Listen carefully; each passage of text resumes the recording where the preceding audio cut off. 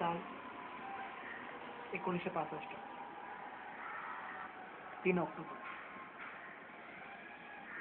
संध्याकाळी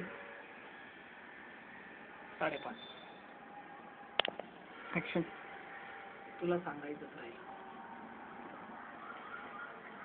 काय होतं मनामध्ये. कधीतरी पालवी फुटली होती. लहानसं रोपटं वटवृक्ष होणार होतं. वटवृक्षाच्या सावलीमध्ये जगायचंच राहिलं.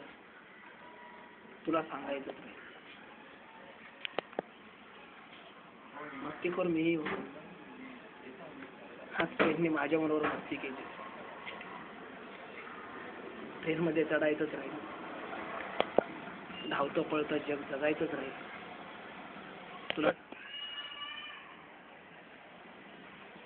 सूर्य आडोसा घेऊन डोंगराचा हळूहळू वरती येत होता. सूर्य आडोसा घेऊन डोंगराचा हळूहळू वरती येत होता. कधीतरी पाण्यालाही पाझर फुटत होता. कधीतरी पाण्यालाही पाझर फुटत होता.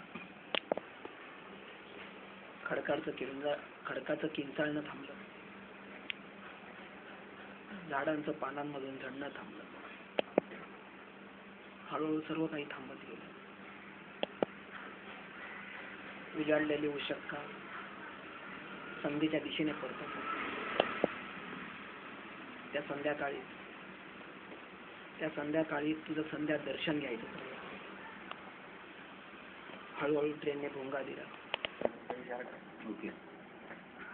हळू ट्रेनने भोंगा दिला. ट्रेन फलाट सोडू लागली. मैत्रिणींना दाखवणारा हात मलाच दाखवते असं वाटू लागलं. मित्रांची साथ होती. मी काही साथ दिली नाही. ती आणि ट्रेन दोघंही नाहीशा झाल्या. डोळ्यातलं अश्रू डोळ्यातच राहिलं.